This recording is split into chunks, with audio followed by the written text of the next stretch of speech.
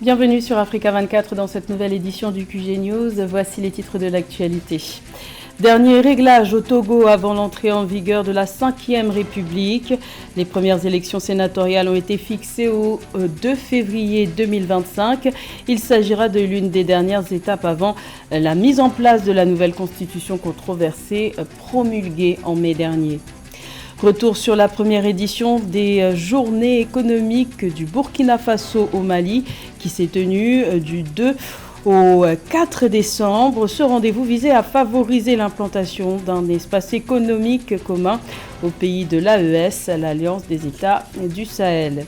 Et la 9e édition du Bilili BD Festival se tient jusqu'au 8 décembre dans la capitale congolaise Brazzaville. L'occasion de découvrir de nouveaux talents, mais aussi de sensibiliser les populations à des sujets de société par le biais de bandes dessinées. Mais tout d'abord, au Soudan du Sud, les pourparlers entre le gouvernement de transition et les groupes armés non signataires de l'accord de paix de 2018 ont repris ce jeudi 5 décembre, après 4 mois de suspension suite à un désaccord sur des points de protocole. Cette initiative pour la paix, sous médiation du Kenya, est une nouvelle tentative de mettre fin au conflit qui persiste depuis des années au Soudan du Sud et qui a déjà fait plus de 400 000 victimes. Rappelons qu'en septembre dernier, les autorités sud-soudanaises annonçaient un énième report des élections à décembre 2026, prolongeant ainsi de facto la période de transition dans laquelle le pays se trouve déjà depuis mars 2020. C'est l'une des dernières étapes qui actera l'entrée définitive du Togo dans sa 5e République. Les élections sénatoriales auront lieu le 2 février 2025. La campagne électorale devrait se dérouler du 17 au 31 janvier prochain. Les 2 tiers des sénateurs seront élus par l'ensemble des conseillers régionaux et municipaux. Le dernier tiers sera nommé par le président de la République qui, lui, sera élu par les députés et les sénateurs et non plus par le peuple. La fonction deviendra purement honorifique. Rappelons que la nouvelle constitution togolaise promulguée en mai dernier reste contestée par l'opposition et la société civile qui y voit un stratagème de l'actuel président Faure Gnassingbe pour se maintenir au pouvoir, car la précédente constitution ne lui permettait pas de se représenter en 2025. Le Mali, le Burkina Faso et le Niger s'organisent pour mettre en place des initiatives favorables à leur développement économique depuis leur départ de la CEDEAO en janvier 2023 et la création de l'Alliance des États du Sahel en septembre de la même année. La première édition des Journées économiques du Burkina Faso au Mali en est l'illustration. Elle s'est tenue du 2 au 4 décembre. Les précisions d'Esther Conan.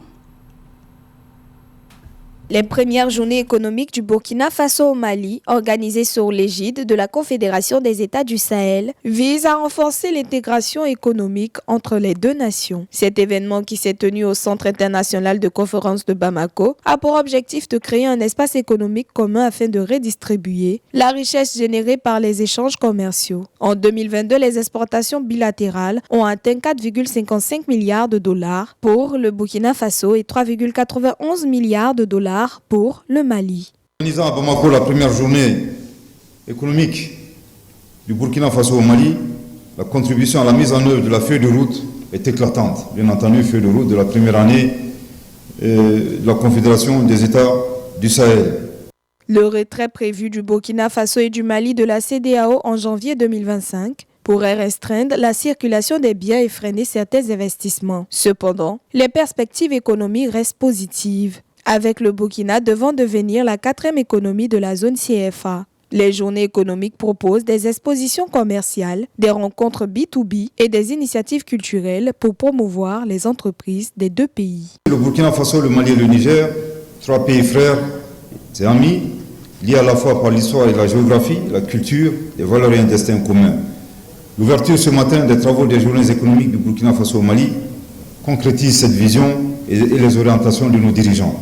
Les présentes journées seront le cadre idéal de mener des réflexions, procéder à des échanges d'expériences pour afin aboutir à la formulation des recommandations en même d'insuffler une nouvelle dynamique à notre coopération et au développement économique de notre espace confédéral. Les dirigeants des deux pays espèrent que cette initiative lancera un modèle économique collaboratif pour l'AES, renforçant l'intégration régionale et la résilience face aux défis mondiaux afin de pérenniser les liens économiques entre les nations. Au Cameroun, certains pans du système fiscal continuent de susciter des débats, à l'instar de l'impôt sur le revenu des personnes physiques, IRPP. Si la déclaration annuelle des revenus pour les particuliers, déjà en vigueur mais rendue obligatoire en 2024, vise à élargir les recettes de l'État, elle rencontre aussi des obstacles majeurs tels que la difficulté d'accès à la plateforme numérique dédiée, ce qui suscite l'incompréhension générale. Les explications de Joseph Moifo. Selon l'article 74 du Code général des impôts du Cameroun, toute personne physique ayant des revenus imposables, qu'elle soit résidente ou non résidente, est tenue de faire une déclaration annuelle de ses revenus. L'objectif est clair, permettre à l'administration fiscale de calculer avec précision l'impôt sur le revenu. Contrairement aux années précédentes, cette année 2024, le gouvernement camerounais en a fait une obligation. Pour la déclaration des revenus, c'est une bonne chose pour notre pays, mais il y a beaucoup de difficultés qu'on rencontre. Cette démarche, qui devrait être simplifiée grâce aux plateformes numériques e-tax, e-service de la Direction générale des impôts, est pourtant minée par des bugs récurrents et un manque de sensibilisation.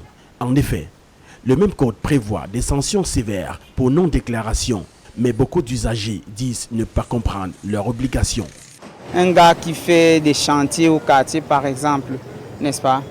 Vous pensez qu'il va souscrire quoi dans ce qu'il gagne? Il faut que ça commence par ceux qui sont facilement identifiables, c'est-à-dire les Camerounais qui sont dans le service public et le service privé, ainsi de suite. Le code prévoit que la déclaration doit inclure tous les revenus, notamment salaires, loyers, bénéfices professionnels ou dividendes. Mais pour faute de formation, certains contribuables se retrouvent démunis. Interrogés dans les rues de la capitale politique du Cameroun, les Camerounais louent l'initiative du ministère des Finances tout en demandant une prolongation des délais. Il est nécessaire, il serait judicieux de prolonger même encore sur 1 an, voire 1 an et demi, le temps de mieux sensibiliser les populations.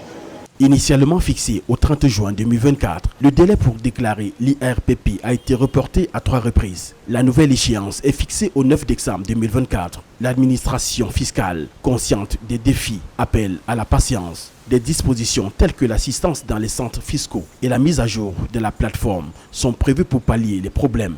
L'administration fiscale espère toucher pour cette première campagne 2,1 millions de contribuables pour environ 25 milliards de francs CFA de recettes. À fin octobre 2024, 10,5 milliards de francs CFA avaient été collectés sur cette cible.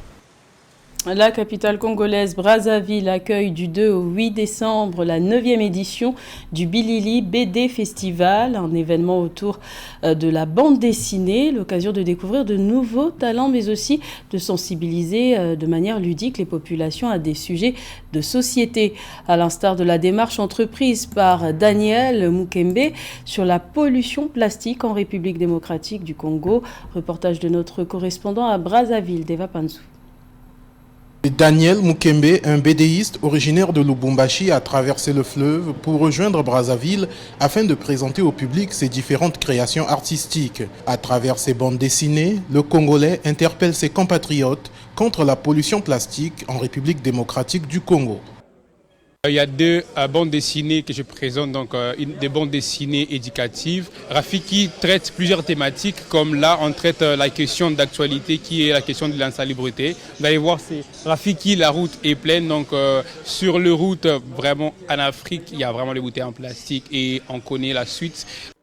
Comme Daniel, Joël Onsounou est venu du Bénin afin de partager son expérience de dessinateur de bande dessinée auprès des talents en herbe du domaine. Il est aussi directeur de la création d'une école de formation à Cotonou.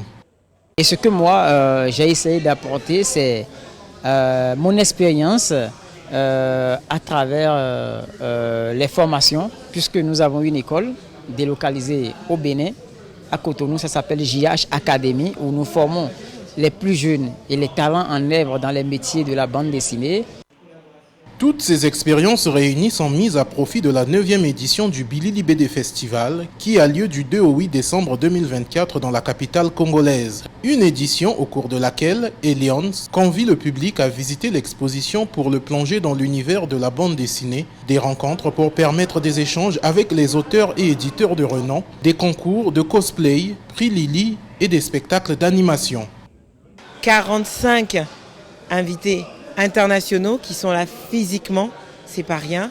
Et puis nous avons des expositions en réalité augmentée comme l'exposition Kosanguissa sur les mélanges entre la tradition et la modernité. Plus de 45 invités de 12 pays seront présents physiquement lors du festival. Éditeurs, auteurs, cosplayers, historiens, libraires et autres, ils viendront partager leur savoir-faire, leur création et leur vision. La popularité du bowling est telle que la discipline a désormais sa propre compétition au Maroc. La première édition du Tanger International Open Bowling Championship s'est tenue le 30 novembre. Une cinquantaine d'athlètes y ont participé et c'était l'association marocaine de sport de bowling qui était aux manettes. Plus de détails avec Christian Djimade. Le Turc Aytekin Kara est le vainqueur de la première édition du Tanger International Open Bowling Championship, organisé au Bowling Hall de Tanger le 30 novembre 2024. Il a triomphé face à plusieurs rivaux venus d'Europe et les 40 joueurs nationaux des clubs de Tanger, Rabat, Casablanca et Marrakech. Ce premier événement sportif s'inscrit dans le cadre des efforts déployés par les associations sportives pour structurer cette activité sportive. Nous voulons également contribuer à la préparation d'une équipe nationale forte, capable de représenter le Maroc lors des prochaines épreuves. Le bowling est une discipline sportive qui consiste à renverser les 10 kills en faisant rouler la boule sur une piste de 20,9 mètres de long. Chaque partie comprend 10 jeux ou frames. Les participants jouent chacun leur tour. Le joueur lance au maximum 2 boules à chaque jeu et marque le nombre de points correspondant au nombre de kills tombés. Le bowling est un sport qui promet un bel avenir au Maroc. Il se développe beaucoup et nous essayons de le rendre très populaire au Maroc.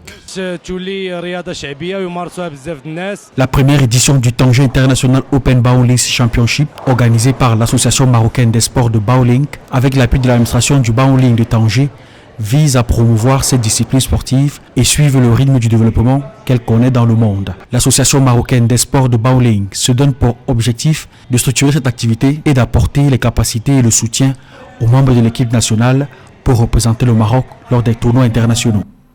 C'était le journal de la rédaction. Merci de l'avoir suivi. L'information continue sur Africa 24.